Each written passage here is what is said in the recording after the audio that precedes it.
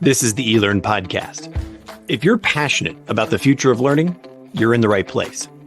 The expert guests on this show provide insights into the latest strategies, practices, and technologies for creating killer online learning outcomes. My name's Laddick, and I'm your host from OpenLMS. The eLearn podcast is sponsored by eLearn Magazine, your go-to resource for all things online learning. Click-by-click how-to articles, the latest in edtech, spotlight on successful outcomes and trends in the marketplace. Subscribe today and never miss a post at elearnmagazine.com. And OpenLMS, a company leveraging open source software to deliver effective, customized, and engaging learning experiences for schools, universities, companies, and governments around the world since 2005. Learn more at openlms.net.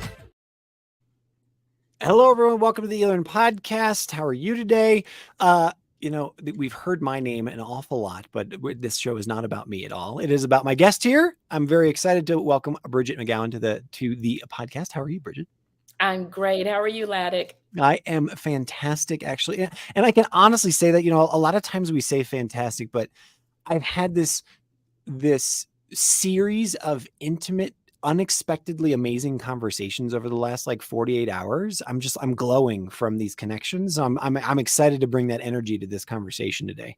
Let's keep that trend going. Yeah, no, this is going to be awesome. I'm super excited. Tell us, we have had guests from all over the world. What part of the world do we find you sitting in? I hail from the Phoenix, Arizona area. However, I am a native Texan, so you might get a y'all ever so often, and ain't no telling what else. As long as I can say y'all too. I mean, that's the only thing. I want to be able to say y'all as well, with conviction. So there you go. I feel like I need to mail you a 10-gallon hat to make it truly. Oh, I'm gonna bust it out. I'm gonna go over here. It's on the shelf right here. I own a John B. Stetson. You didn't know that, but I do.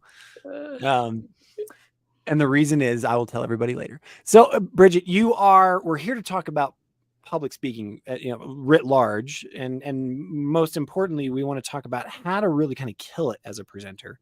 But before we do that, back me up and, who are you? Give us the 60 seconds on who you are.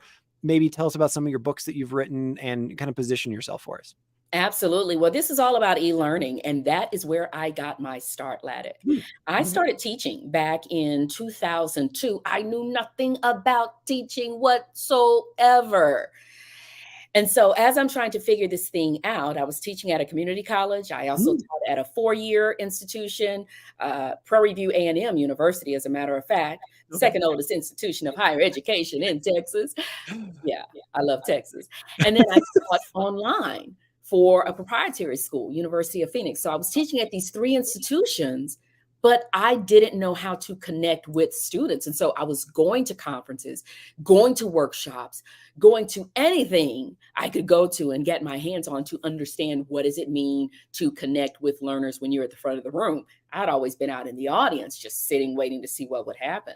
So I started with teaching back in 2002. And I was also a presenter before then. I was a professional speaker back in 2001, but then teaching in 2002, then I started consulting and working with an ed tech company around 2009 or so, where I was traveling the country doing faculty development workshops on all kinds of campuses, 4-year, 2-year, tech schools, auto mechanic schools. I'm right in there with them with the hard hat on, walking through the area, trying to get to the faculty development workshop area.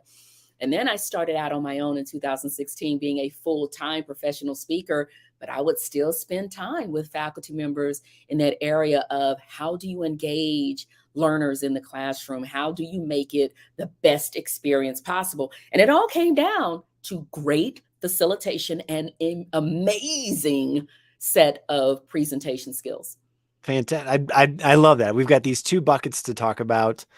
So you tell me, where would you like to start? So I can either take us down, paint the picture of what engagement done right looks like. You could paint, or we could say or you could give us what's your top 10 list of things that people do wrong. So do you want to go positive or negative? Which way do you want to go?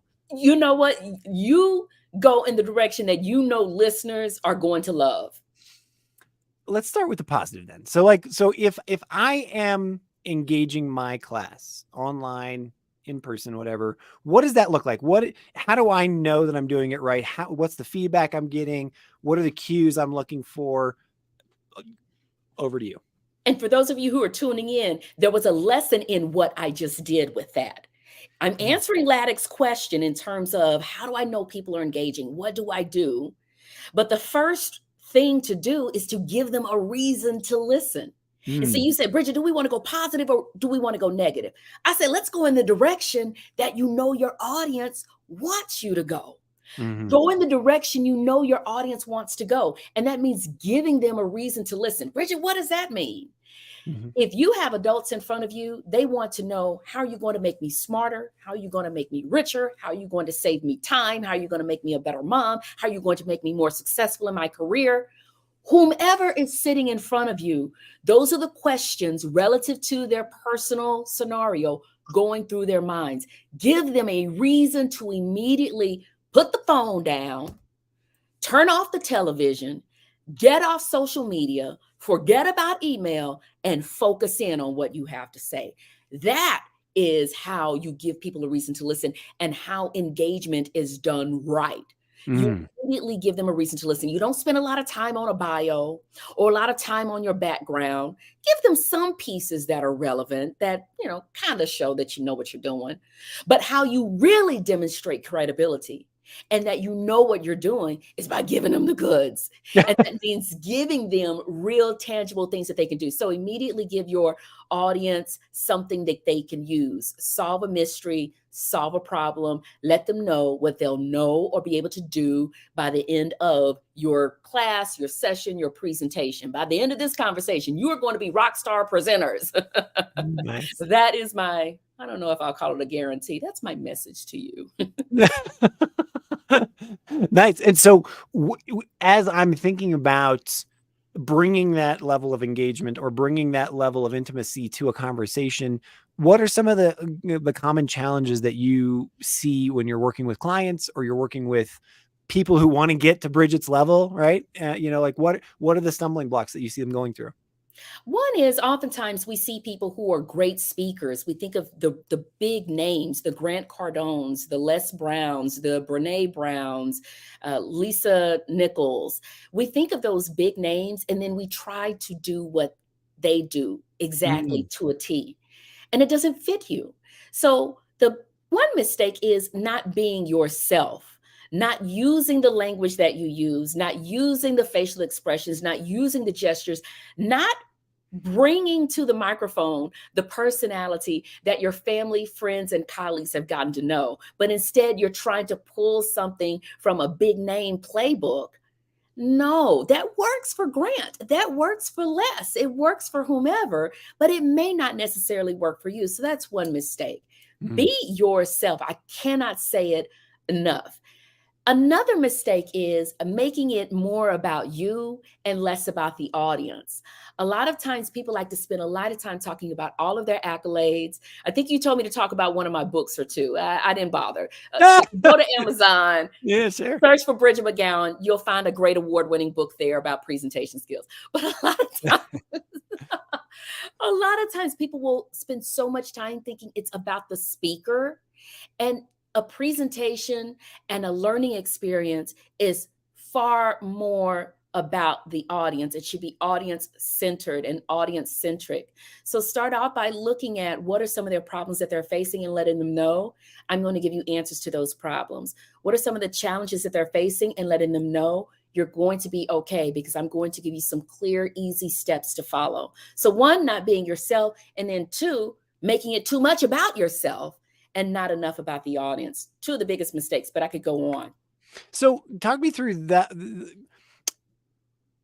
I feel like there's a great moment here to talk about the difference between a teacher or a teaching position where, at least still today, this is content delivery, right? Here we're at point A, we want to get to point B. Here's the steps to get, in between, and sort of the facilitator. Then maybe there's a third one, like the presenter piece. talk me through those three different personas of being the person in front of on the stage, in front of the room, how they might differ, and your ability to interact with your audience, etc. Right. So definitely, if you are a facilitator versus a teacher versus what was my third one? A A presenter. presenter, yeah, just sort of somebody who's getting on the TED, getting on a TED stage. Right. And then even with being a presenter, are you presenting a keynote? Are you presenting a workshop? Are you Right. presenting a Sure. breakout? So Mhm. all of those things. So as a facilitator, I want you to think about the word facile. That is the root of the word facilitator. Mhm. Facile means to make easy. So, Mm. as a facilitator, you are supposed to facilitate learning or make learning easy. So, I want you to start thinking in these terms. When you are getting ready to facilitate a workshop or facilitate learning, I want you to think about, what is this like that I'm teaching? What is it similar to that the audience already knows? And then try to make those connections and create that familiarity so you're making learning as easy as possible for them. So that's what facilitators do. They make it as easy as possible so people walk out of there feeling like they can do this. Mhm. With teaching, you tend to have more than one bite at the apple. You tend to have several sessions. So with teaching, you're still a facilitator in a sense, because it's about trying to make things easy. But you're also need to think about Bloom's taxonomy, where you're starting at the bottom, making things easy, where you're making sure people understand the concept, but then you want to start moving them up. Mhm. So you're facilitating learning at the easiest level. But as a teacher, you're wanting to push those learners so they're getting a little uncomfortable. They're getting out of that zone of familiarity and they're moving into a space of, oh, I never thought about that. Oh, this might be a little tough. This might be a little uncomfortable, but I'm thinking, I'm growing. Now I'm creating my own ideas. I'm creating my own theories. I'm coming up with my own philosophies. So teaching pushes them beyond the baseline and up to that point of creation in Bloom's taxonomy. Now, with presenting, you're going to be a presenter, whether you're a facilitator or a teacher or a keynoter. And Mhm. there are some hallmarks of a fabulous presenter, no matter which one of those zones you are in. And one is going to be making sure you don't sound like the Charlie Brown teacher. I think it's wah, wah, wah, wah, wah. Yes, that sounds about like it. It's making sure you show up with some personality. Mm. It's making sure you show up with some light.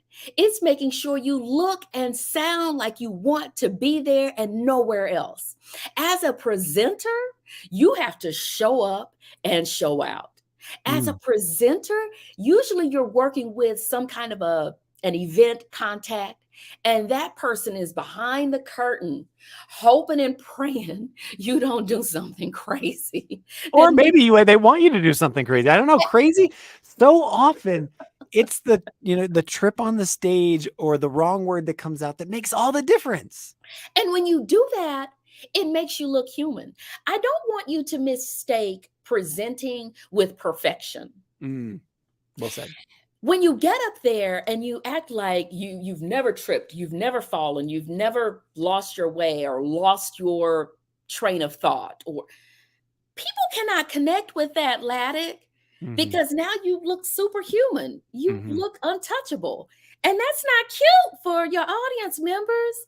They want to know, yeah, you may have attained a level of expertise or a level of perfection on some level, if you will. But at the same time, they want to feel like you get them and they get you, and that they can do what you do, and that you want to make them feel like it's possible when you're up there on the stage. 100%.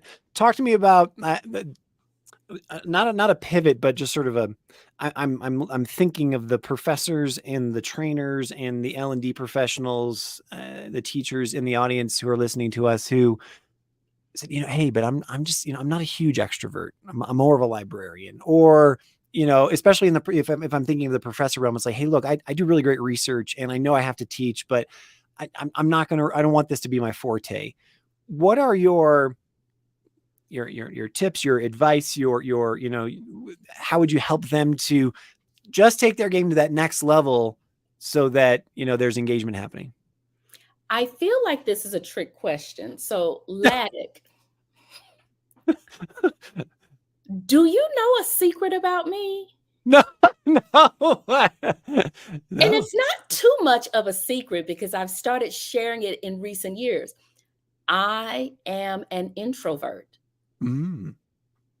Did you know that already? I think there's exactly 0 people who believe you right now. Like, I but know, right? It happens all the time. And then I have to start arguing with people. And yeah, I am. So, my answer to that professor who says, I'm an introvert, I get my energy from being alone, getting into my research, looking at my data and my statistics and my journals. That is where I get fired up. Mhm. I I don't need to be on the stage. I don't get any joy out of being at the front of that classroom, waxing Mhm. poetic. And I'm here to tell you it's okay. I am so an introvert. Here is my advice to you.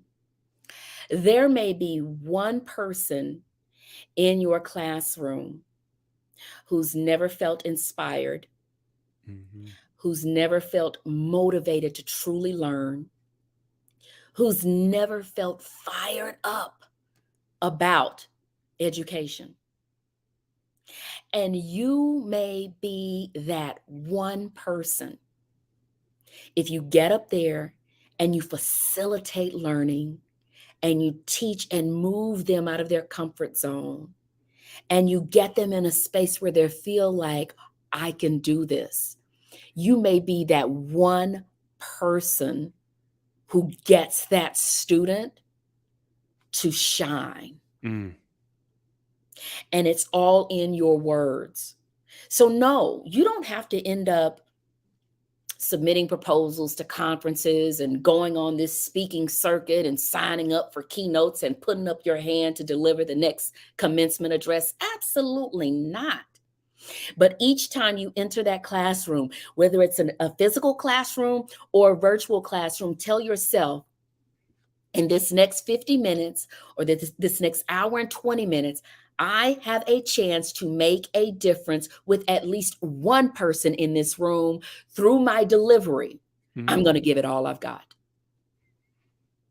And then you can go back to your office and shut down and eat macadamia nuts and read through your research papers. I just wanted to let that hang there because I find that, again, as I alluded to in the beginning, I've had these inspiring conversations. I feel like that is just that is inspiration to me, right? Like and I don't know, you tell me if you agree with this. If you can't muster that, maybe it's time to find a different direction. I don't know. Maybe it's time to find yourself a different way to go, because yeah. Maybe you just work in the lab, right? Maybe you Yeah. just work in the research division and you just Mm. don't teach, you know. Mhm. But that alone, that was enough for me when I was teaching. Uh, it was enough for me to know that I had this opportunity to make a difference with a student based on my area of expertise. And if I made a difference with more than one student, fantastic. Mhm. But Mhm. even if it was just one, I was ecstatic. And Mm. I would go in there and I was so lame, Laddick. Like, what? What college freshman is excited to talk about research papers? One of the courses that I would teach was a writing course. What 18-year-old is over the moon about listening to me on a Monday morning talking about modern language association MLA style? Who Mhm. wants to do that? But I was so fired up because I thought, I'm teaching them process. And then when they go out in the world, they'll understand the importance of it. That's what this MLA jazz is all about. I don't know if they were picking up what I was putting down, but I was giving it a whirl. So yeah, I mean, it's just knowing that you can make a difference with somebody because, let's be honest, with the pandemic, A lot of young people, a lot of people, period, regardless of age, had a hard time. And Hmm. so just to give them that spark, man, oh man, what a fantastic responsibility that you have to get in Hmm. front of that classroom. And I can only imagine the feel good that comes back to you when that one person does come up after class or sends that email, after the semester that says, "Hey, you know what? This was really important to me." Right? Yeah. Yeah. Absolutely amazing. How do I know, or what's your advice around how much to put into a presentation or a class or Mm. a moment, right? So, as you said, you've got that 50 minutes, you got that 30 minutes, whatever. How do I make sure that I'm not trying to pack too much in there and make sure that I have enough? So it's not, hey, it's not too easy, but it's not like, what's your barometer for that, or how do you figure that out? Yeah, that can be tricky because some topics can be dense, some topics can be heavy. Hmm. And if you've got this 16-week schedule and all of this content to get through, it can be a real challenge. So, here are a couple of things that I like to recommend. One is to never speak for more than about 10 to 12 minutes at a time, maybe 15 minutes in person before having your students, having your audience engage with the content that you just shared. Hmm. So let's say there are three parts to a theory that you're presenting on in class that day. Present one part, 10 to 15 minutes max. When you start to get the glazed donut look, Sure. people are starting to melt into their chairs. It's time to stop and shift gears. So even if you don't make it to the 15-minute mark, that's okay. As long as you recognize folks are getting bored and they're checking out. This is a mistake that people will make, Ladit. People will feel like I've got all of this content to cover and I've just got to turn on this fire hose and I've got to get it all out. And they're not thinking about just getting it all out is as ineffective as not saying a thing, Hmm. because people are going to start to check out about 5 minutes before the official end time of a presentation. They are. And so those last 5 minutes or so, you really want to make that the wrap up time. You want to make that the Q&A time or something like that, or just final moments or something. Don't give them everything. Don't feel like it's a hot dog eating contest where you've got to squeeze in as many words as you can in the course of your hour class.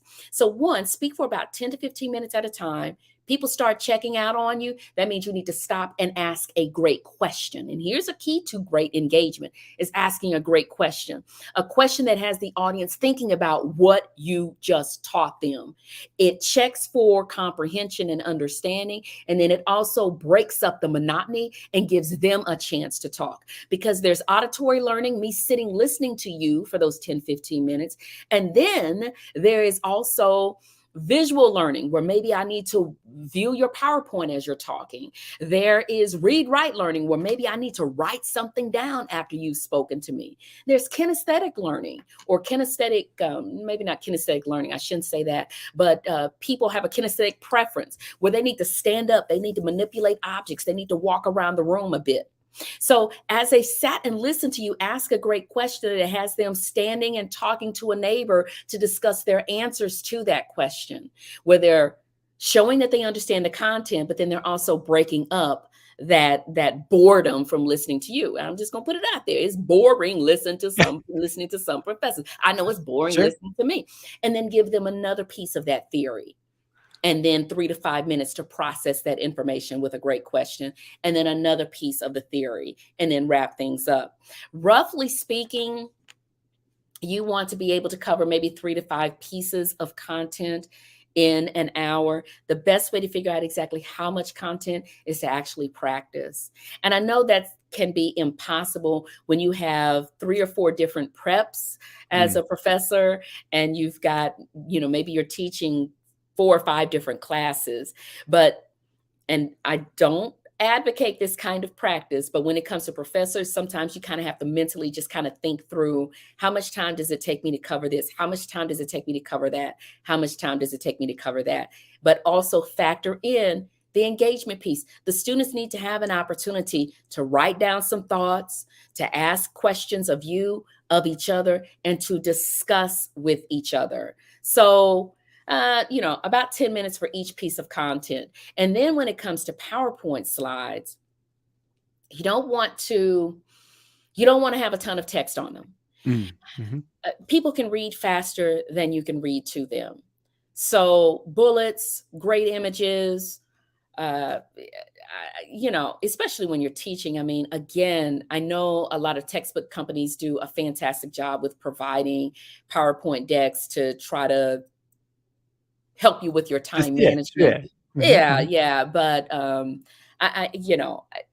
I didn't use a lot of PowerPoints when I taught, just because a lot of times I didn't have time to create Mm-hmm. one for all the different classes that I was teaching. But if you do create them, fewer words, a lot more images and opportunities for that engagement. That's where students are going to learn, is when they're talking to each other and talking to you. Take me to the online world, where we know that everyone now is either hybrid or high flex, whichever word you like to use there. What are one or maybe two small things that I can do as a professor in an online space to up my game when I'm either delivering a webinar or I'm delivering that in-person synchronous learning, to make a difference or create this engagement? Right. So very similar to the in-person environment. Except in the online environment, I don't want you talking for 10 or 15 minutes before you give the audience a chance to engage, or before you give your students a chance to be heard. I want you to talk for no more than about 5, 7, 8 minutes at a time before you then pause, and never ask, are there any questions, online or in person? Because the answer almost always is what? When I say, are there any questions? What is It's the audience? silence. Right. Silence. Crickets, silence Yeah. every time. Partially because it's a really tough question to answer. It's like, well, yeah, I kind of do have a question, but it was about that thing, and I can't remember exactly how to pronounce it. It's too hard. Mm-hmm. So never ask, are there any questions? Ask something like, what was your biggest takeaway? What will you do now that you know how to do this? What will you do differently? What would you add to this concept? What was the biggest challenge you had with figuring this out? Right? Ask a question that really digs into them comprehending. So in the online environment, definitely have your camera on if you can. Mm-hmm. And you don't always have to be dolled up and, Oh, whatever. you're about to steal my thunder for my next question, Oh, because I'm not saying dolled up, but, and I apologize for cutting you off mid it's okay. answer there, but talk to me about the nonverbal cues, Yeah. especially in the online environment, in terms of, like, you have this wonderful background, you're put together, you look delightful. Obviously your energy is infectious, but I'm thinking about that, where camera positioning, a decent light, like, talk me through some of those things, and your opinion on how important that is in terms of this engagement piece. Yes, absolutely. So definitely engaging your audience online includes not talking for too long. If you have slides, again, same thing, have arresting graphics, make it look fantastic. And then giving the students an opportunity to engage either on camera verbally with you, or in the chat. Give them that option. Don't be such a stickler that they must be on camera. People being on camera is not the equivalent of engagement, because they can be on camera doing something else. They can sit here and look at you while they're searching for a cat video on YouTube. So just because they're on camera doesn't mean they're engaged. They're going to be engaged if you create the engagement. Creating engagement means personality, showing up, being on camera, asking great questions. Now, in being on camera, you're going to want to, one, make sure your light is right in front of you. Don't backlight yourself. Put your light right in front of you. Another thing, if you can, stand when you are delivering presentations on camera, if you can. I know not everybody is physically able to stand. There's something to the notion of being able to think on your feet. There's a totally different energy when you speak from a standing position. If you can't stand, at least sit with both feet on the floor. Don't do that swiveling in your chair. Again, having those feet planted on the floor, it positions you to be able to think very quickly from left brain to right brain, and process information and respond to complex questions more easily. When it comes to your background, you don't have to have this lovely background with bookcases and awards and degrees and such, you can just have a blank wall, but try to make sure it's not something that's distracting. You, Laddick, have a lovely virtual background. It needs to be something that doesn't have people wondering, what is that? What's that on the floor back there? Mhm. Because I've been on Zoom Oh yeah. where I'm like, what is that? So people are 100%. totally distracted. Also, and this is going a little bit further than we probably want to go, but I'm going to throw it out there just because it's my thing. There are 4 colors that look fabulous in the online environment. Oh my God, this is a good one. Hit me. What are the 4 colors? I'm One ready. of them is going to be fuchsia or coral, which I'm kind of wearing those colors Mhm. now. Fuchsia or coral, royal blue, Kelly green, and purple or violet. Solids look terrific on camera, those 4 solids in particular. That was the most Pattern, unexpected color palette I've heard. Like, I did not expect that at all. Okay. yes, those 4 colors look terrific on camera. Uh, Tight patterns like herringbone patterns, those can look buzzy Mm. and just aren't very flattering. But if you can wear solids, or if you have a very wide stripe like this, and it's kind of subtle, these colors kind of meld into each other. I kind of have a coral and a fuchsia Mm. stripe here, Mhm. but those colors look terrific on camera. What else can I tell you about being on camera? And then, How like, look yeah, in the this that middle of that the this was the one. How many times have you been on and they're like, "Hi, Bridget. Yeah, no, I really want to talk to you. No, this is a great conversation." And the whole time you're talking to them, they're like, they're talking to clearly the screen over there from, as you're in your professional, how important is it to, focus on that camera? You have so much work to do to decrease that physical distance between you and your virtual audience. I want you to start thinking Texas when you get online. You've noticed I've been gesturing. If I were in person, I wouldn't be doing all this mess with my hands, Mhm. but it creates a different energy. So I want you to think Texas. I want everything to be bigger, your smiles to be bigger, your gestures to be bigger, the leaning in to be bigger. I need that to be bigger. And I need you to look in the middle of your screen, not at the camera, because when I look at the camera, it kind of looks like I'm looking above your head ever so slightly, doesn't it? But Mhm. if I look in the middle of the screen, it looks like I'm looking at you, and it creates a better connection. And I understand we have these fabulous in-home studios and all these setups and monitors and stuff.